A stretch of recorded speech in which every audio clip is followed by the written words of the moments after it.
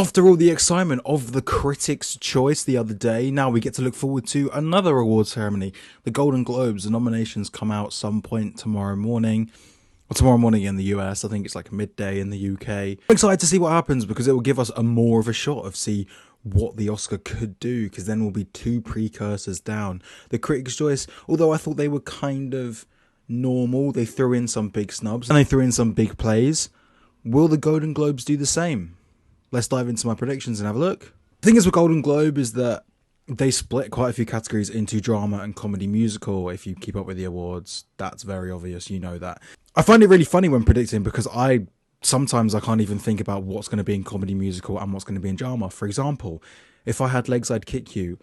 I found it funny, of course I did, but it's being campaigned in comedy, something that I didn't think was going to happen. And Marty Supreme, but just by going for the trailer, I haven't seen the film, that's also going for comedy, which I thought was interesting. Again, I haven't seen it, so you like watching Marty Supreme, it could be very obviously a comedy. But yeah, anyway, let's dive into it. So for picture drama, Sinners, Hamnet, Sentimental Value, It Was Just an Accident, Frankenstein, and Train Dreams. This, to me, is quite easy.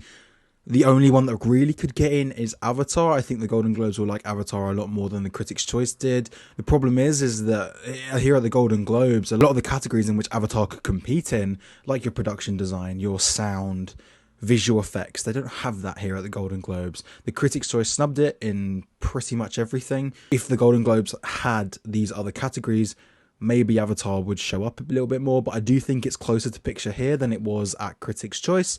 It Was Just an Accident missed out at Critics' Choice. I think it gets in here. I think it was just literally the critics. Either enough of them hadn't seen the film, or they just didn't like it enough to put it into a picture 10.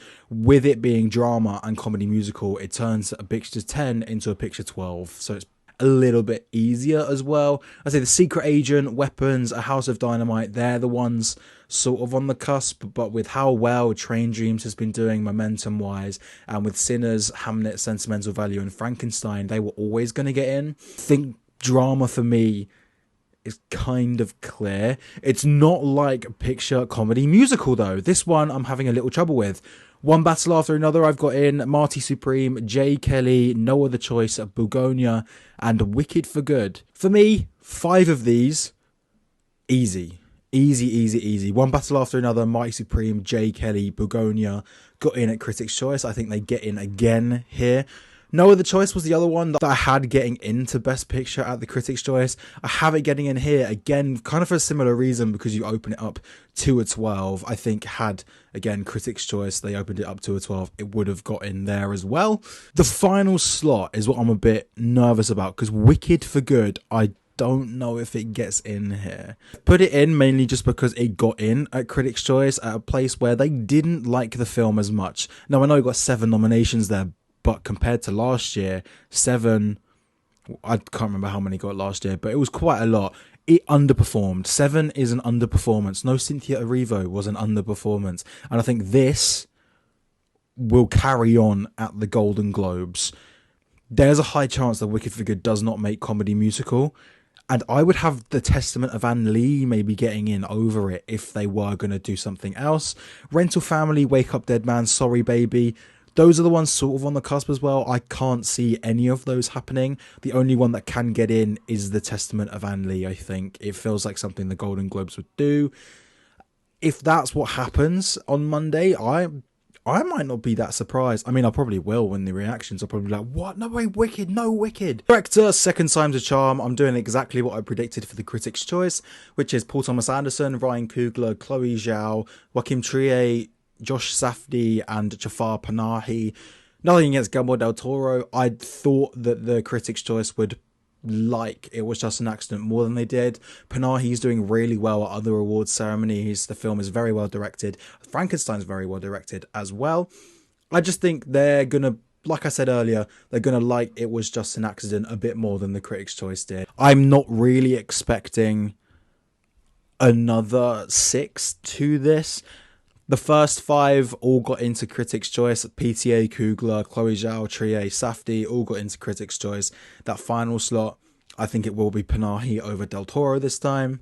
If it happens again, I'll be 2 for 2 on wrong with director. In the running, Park Chan-wook for No Other Choice, Yorgos Lanthimos for Begonia. I've put James Cameron in here again. I think they will like Avatar a lot more. For actress drama, I've got Jessie Buckley for Hamnet, Renata Rines for Sentimental Value, Jennifer Lawrence, Die My Love, Tessa Thompson, Hedda, Julia Roberts, After the Hunt, and I'm going with Jodie Foster for A Private Life. I wasn't actually aware of this film a little while ago. It just seems like something the Golden Globes would do. They love Jodie Foster. I think she's been nominated 13 times. She's won 4 Golden Globes. This all makes sense. After the Hunt, Julia Roberts. I actually haven't seen it. I'm going to get around to it. It's now on Amazon. I think it's been on Amazon for quite a while. The reviews just made me not want to watch it. And after I realised that it just wasn't going to be an awards player, it's not high on the priority list, like at all. There's a lot more that I need to watch than After the Hunt. Thompson for Hedda is a definite. Jennifer Lawrence for Die My Love is also a definite. Same with Jessie Buckley and Reinsva, who also got in at Critics' Choice. In the running, you say Sydney Sweeney for Christie, Julia Garner for Weapons, Laura Dern for Is This Thing On? Sydney Sweeney and Julia Garner would have a shot at potentially getting into that last shot over Jodie Foster. Comedy musical. I feel like this one is a bit more stacked with like performances that can go far. I think in actress drama, there was only 2 in Jessie Buckley and Renata Reinsva that you could see showing up everywhere. I think comedy musical has a few more. I have Rose Byrne for If I Had Legs I'd Kick You, Amanda Seyfried for The Testament of Anne Lee, Emma Stone for Begonia, Chase Infinity for One Battle After Another, Eva Victor for Sorry Baby, and Cynthia Erivo for Wicked for Good. Now, like I said in Picture, Wicked is just going to lose momentum. Now, I think the further along the award season it goes, the more it starts to lose.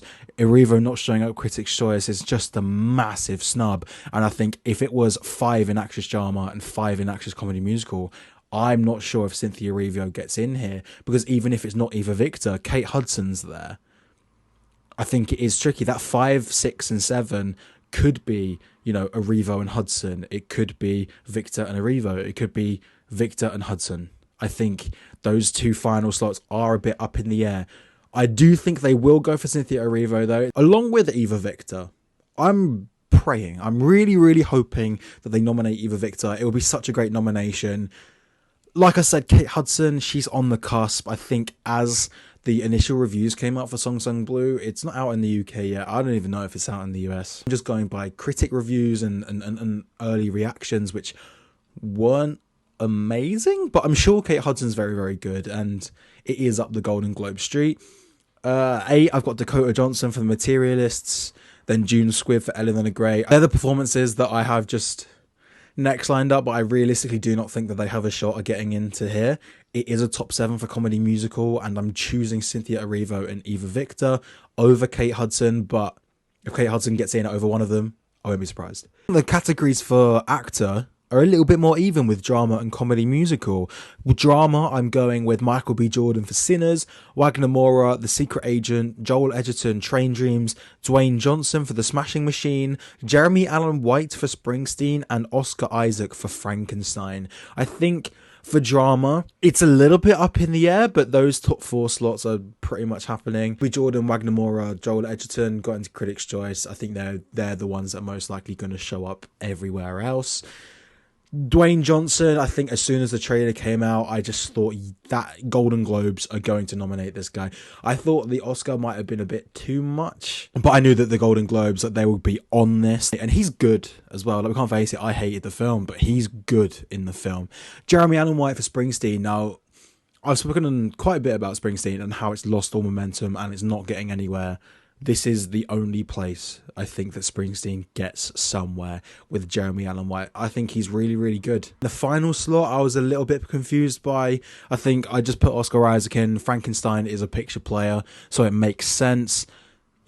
And I think he has more of a shot than Colin Farrell for Ballad of a Small Player, or Russell Crowe for Nuremberg, and Daniel Day-Lewis for Anemone. Now, I had Daniel Day-Lewis in for so long, but as soon as you hear like the critic reviews come out, they were really bad. I know some people who saw this film at the London Film Festival and they really didn't like Anemone. I think they said Daniel Day-Lewis was good, but the film itself wasn't. And I think that's enough to hurt Day-Lewis's shot here. This was like kind of his only chance at getting a nomination somewhere over the course of this award season, and it's not happening. So the one that makes sense to me is Oscar Isaac for Frankenstein, because of that picture player and the fact that he's good. And I've also got another acting nomination lined up for Frankenstein. Look at comedy musical, again I said even split. Timothy Chalamet, Mighty Supreme, Leonardo DiCaprio, One Battle After Another, Ethan Hawke, Blue Moon. Those are the Critics' Choice players. 3 in comedy musical, 3 in acting drama. There's going to be, you know, those that are pretty much going to show up everywhere. They're going to be the conversation everywhere. You've got Jesse Plemons, Begonia, Lee Byung-hun for No Other Choice, and George Clooney for Jay Kelly. They're not leaving out George Clooney. But they're not. It's the Golden Globes. They're not leaving out George Clooney. It's how I feel about Jodie Foster. She's just in a bit of a smaller film. Like, Jay Kelly is a player in a lot of categories. George Clooney is happening for me. He just is. Even though he missed out on Critics' Choice, I don't think that matters. He's going to get in here, and I think he is back in the running for getting the nomination here. And then Jesse Plemons and Lee Byung-hun as well, I think they've got to get in as well. They're stronger than Brendan Fraser, Daniel Craig, Robert Pattinson. Those are the 3 I've got next listed. It might just be me being very boring, or just, I don't know if cheating's the right word, but I'm going with what the Critics' Choice did, the exact same 6 that they nominated. Ariana Grande, Tiana Taylor, Inga Ibsdottir, Lilias, Elle Fanning, Amy Madigan, and Wumi Masaku. I think 5 of these are happening. Ariana Grande, Tiana Taylor, Inga Ibsdottir, Lilias, Elle Fanning, and Amy Madigan. I think they're in. They're happening. I do think that that is the Oscar 5 right now. But if Masaku gets into the Golden Globe, then I would put her into the Academy 5. Missing is Gwyneth Paltrow from Mighty Supreme. Now, I can fully see why people have Gwyneth Paltrow in. I think her missing the Critics' Choice for me was enough to leave her out. I think she's not a part of the top 6 anymore. Masaku has managed to get in there. Regina Hall, One Battle After Another, and Odessa Ajon, Mighty Supreme. Those are like my following ones. I could say the same for Nina Hoss for Hedda. I think like if anyone is going to nominate Nina Hoss, the Globes can do it. But I think this 6 or the 9 that I mentioned are the 9 that are gonna show up somewhere. Like, they're the ones in conversation. It's just what gets into the final slots. And also me having Amy Madigan at 5, I think she could be higher than that. I might have to swap Madigan with Elle Fanning. Like, Amy Madigan's 4, because she's getting nominated at a lot of places. Like I said, after the Astra, I think the Astra nominations came out and she got nominated, and I thought, okay, like, she's a lot stronger than I thought she was, but she's very, very good, and it would be really good for the Golden Globes to nominate Amy Madigan. And if you think I was being boring with supporting actress, I'm being boring with supporting actor as well. I do just think that, like, again, I do think with supporting actor that they are just going to pick from a 6. Sean Penn, Stellan Skarsgård, Benicio del Toro, Paul Mescal, Jacob Elordi, and Adam Sandler. All of them got into Critics' Choice. I think all of them are going to get in here. The Actors Awards, that's where we're going to start to see, okay, what one is missing, what one might not be as strong when trying to fit into a 5. And we can look at BAFTA, what will they do? And then the Academy as well. In the running, I've got Delroy Lindo for Sinners. I've got Miles Caton for Sinners. I think that is the top 8. And I'm going to throw in Jeremy Strong for Springsteen. I think he's a very, very good performance. The Golden Globes. Anywhere's going to nominate Springsteen. It's this lot. It's this lot right here. So I had to throw his name down, but I do think this whole award season will just be a pick of those 6.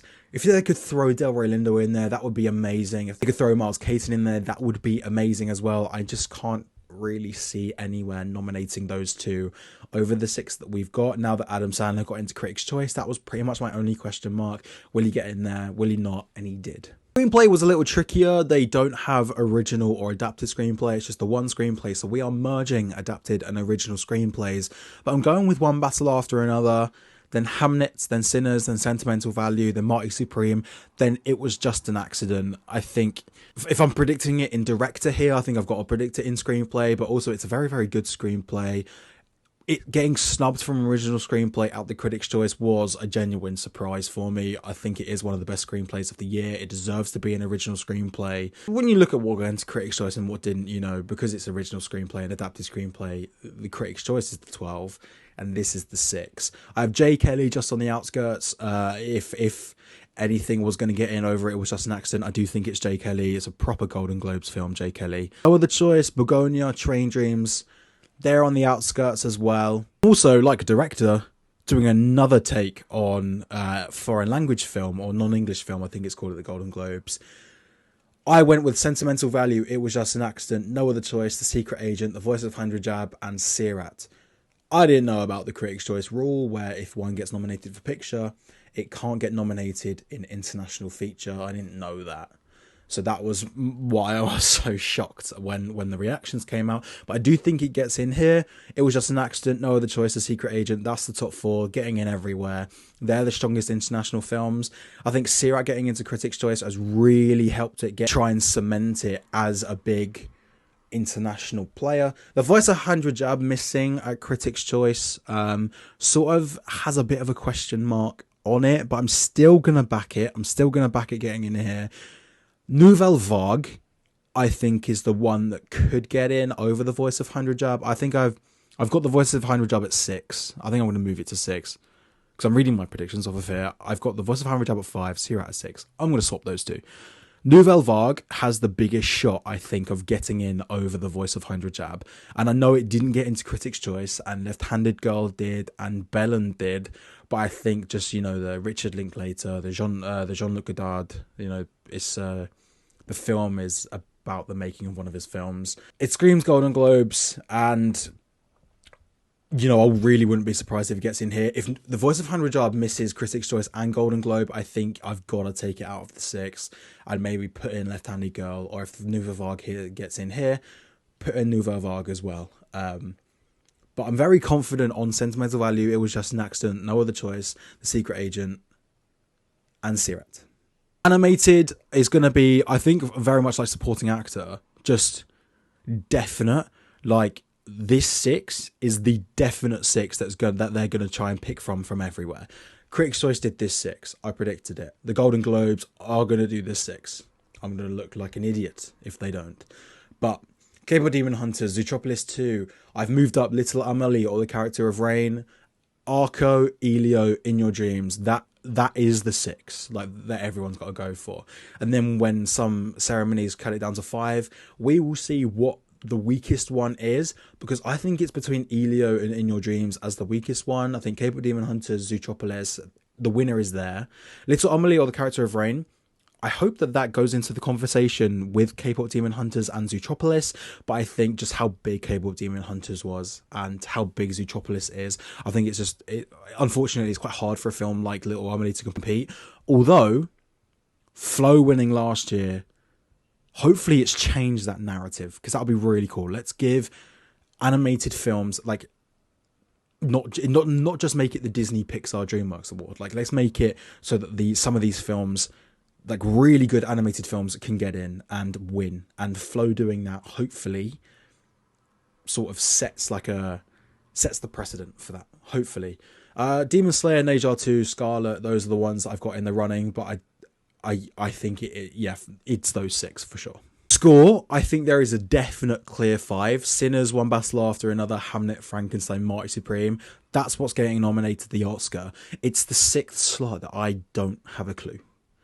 F1 got into that 6th slot at Critics' Choice, and although F1 has a good score, I don't see it getting into here. I don't think the Golden Globes will like F1 as much as the Critics' Choice did, because they nominated it in quite a lot of stuff that I sort of didn't expect. I've got them putting The Testament of Anne Lee here. It was that or Begonia or Sirat or Jay Kelly. To be honest, if Begonia, Sirat or Jay Kelly gets in over The Testament of Anne Lee, I won't be surprised. But it just feels like something the Golden Globes are going to do. It's a great score. Going back to the 18th century, the biggest thing about The Testament of Anne Lee is how hypnotizing the film is. And the score with the songs really help that. And I feel like the Golden Globes are the one, they will see that. Whether they'll nominate it, different story as well. Because I really love the score for Begonia. I'm sort of like, I don't know what one I'd rather want in, because I love The Testament of Anne Lee, one of my favourite films of the year. I absolutely love it. But The Score for Begonia is genuinely one of my favourite scores of the year. I'm very interested to see what they're going to do here. Sirat. I noticed a lot of people putting Sirat in, and I respect that a lot. Song, now, I did a video on Best Original Song. I've mentioned that so many times. I apologise. Literally every time I come to this category, I'm like, yeah, I did a video on this. I predicted the Globes and the Critics' Choice and the Oscar. I'm going with Golden winning. It's always been Golden winning for me. I lied to you for Sinners getting in, and this is where it changes. I've taken a Wicked song out after the Critics' Choice mayhem. I've just taken a Wicked song out, left in the Girl in the Bubble. It seems like that's the song that's impressing everyone. That's the song that's getting in everywhere. Makes sense. It's like Linda's big emotional song, and then if you've got Ariana Grande in supporting actress, I've got her winning supporting actress. It makes sense to tag along the Girl in the Bubble rather than No Place Like Home. Clothed by the Sun, Testament of Anne Lee, a very good song. And if I've got it getting into score, if I've got it Amanda Seyfried getting in, that makes sense. Also got it in the Critics' Choice. I feel like Clothed by the Sun is probably going to be another one that gets in everywhere. And then I didn't have Train Dreams in the beginning. The momentum that Train Dreams got was noticeable when I made that video, but it wasn't as massive as it is now. This song is getting in here as well. I do think when it comes to Oscars time, when Diane Warren starts to creep into this category, that could be one that might not get in, like that, and Clothed by the Sun potentially might lose its spots to Diane Warren. I don't think Diane Warren's getting into the Golden Globe. I've got Dreamers 1 from Avatar instead. I thought the Critics' Choice would do this. They didn't. They just hated Avatar. Golden Globes, like I said at Picture Time, will like Avatar more than Critics' Choice did. So I've got that in. Last Time I Seen the Sun, I have at 7. I had that originally being in for such a long time. I really thought they were going to do 2 Sinners songs in the Globes for so long. I thought the Critics' Choice were like definitely going to do it. You know, if Last Time I Seen the Sun got that nomination, Sinners would have got 18 nominations tied with Barbie. They could have done it if they wanted to, but they didn't. Highest to Lowest from Highest to Lowest I've got next. It's such a great song. Like, it's a really good song. No Place Like Home from Wicked, and then Drive from F1. That got the Critics' Choice. I don't know why it got the Critics' Choices, but it did. So that's why I've put it on this list. I don't think the Globes will go for that. If they do, then I genuinely have to consider like putting it in at the Oscar, because it's got the Critics' Choice nomination and then it will get the Golden Globe nomination. So out of the 2 big major precursors, it has both of them. I've only got Drive here because it's got one of the 2 major precursors. Am I confident with my list? Not really. Like I was when I made the video, but I'm not that confident now. But I'm quite excited to see how this category turns out. I'm not going to lie. And then Cinema and Box Office Achievement. Like, what is this category? Okay. I always thought that this was the category that, like, you know, big superhero films, just make sure that they get a Golden Globe nomination here. Have Sinners winning, then Avatar, Fire and Ash, F1, Zootropolis 2, Wicked for Good, Weapons, Superman, K-pop Demon Hunters. I've just sort of looked for some of the films that have done really well at the box office that the Golden Globes, you know, that isn't like too far away from the Golden Globes, and isn't too like out of the ordinary. So yeah, there are the predictions for the Golden Globes. Now the nominations come out tomorrow at the time of recording. So in the UK, I think it's about 1 p.m, 2 p.m. But yeah, I checked the Critics' Choice. I did okay. I'm normally quite bad with Critics' Choice because you never know what they're going to do. Are they going to be normal? Like last time, they were pretty normal last night.